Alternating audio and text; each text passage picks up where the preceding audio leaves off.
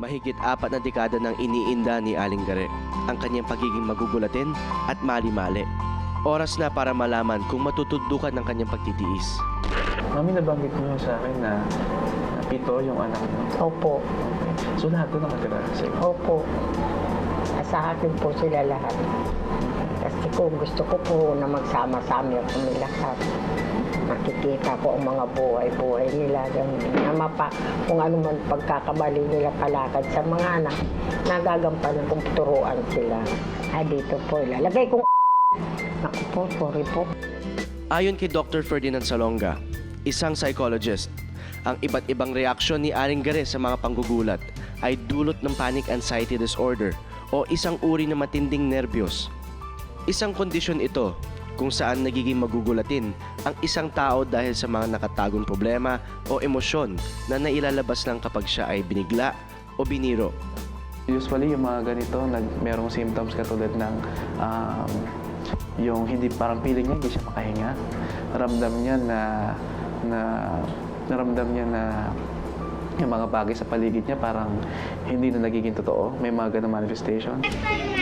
Ang bigat ng pag-aaruga sa kanyang buong pamilya ang posible raw na nagbigay kay Aling Gare ng matinding nerbiyos. Ito raw kasi ang epekto ng sobrang pag-aalala niya para sa iba. At dahil pinagtatawanan lamang ng mga kaibigan at kamag-anak ni Aling Gare, ang pagiging mali-mali niya, naging parte na ito ng kanyang personalidad at pang-araw-araw na pamumuhay. Ang nangyayari, natutuwa lang siya pero hindi niya alam na hindi lahat ng masaya ay nakakatulong. Sa pakikipag-usap sa doktor, natuklasan na ang sobrang pag-aaruga ni Aling Gare sa pamilya nakapagpalala rin sa kanyang kondisyon.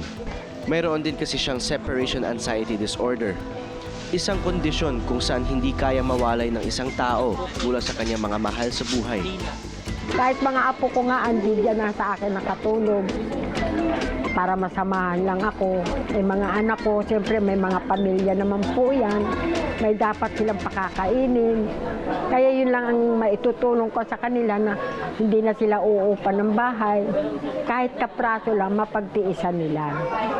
At may mga anak na rin sila. Kaya ako ayokong malayo sa akin ng mga anak ko.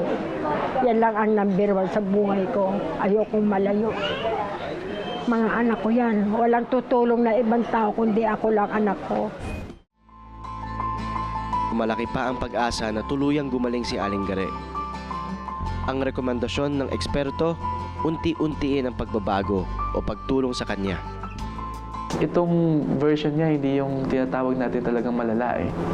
May pag-asa pa talaga kung si Lola mismo may pagtanggap. Sisimulan ito sa isang diary o journal kung saan masusi niyang ililista ang mga araw at dahilang kanyang pagkagulat. Mas magiging madali raw kasing makontrol ang kanyang pagkagulat kung matutukoy niya ang mga salita o tunog na gumugulantang sa kanya. 6 months. Usually, the 6 months yung diary.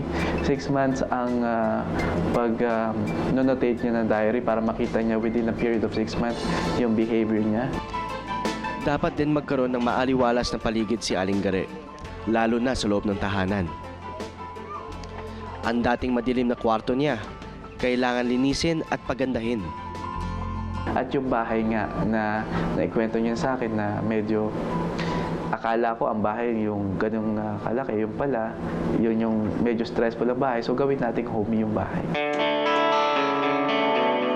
Kaya sa tulong din mismo ng mga kaanak, agad na sinimulan ng aming programa ang makeover ng kwarto ni Aling Gare.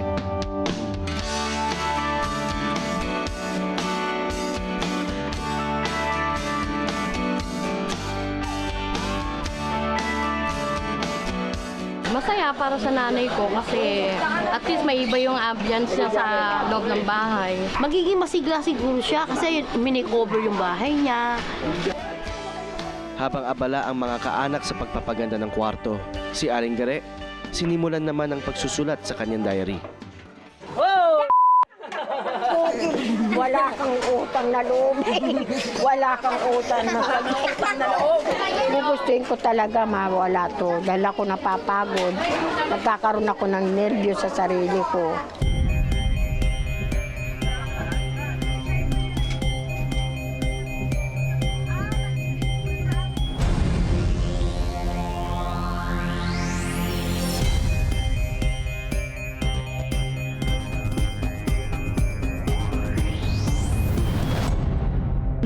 ko yung blue, yung light blue.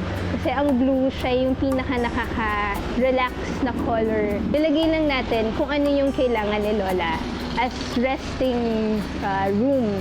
So yung kama lang, nandun siya sa isang corner. And then yung mga side table, lagyan lang natin ng lampshade para yung lighting, maganda yung effect niya sa ambience ng isang kwarto.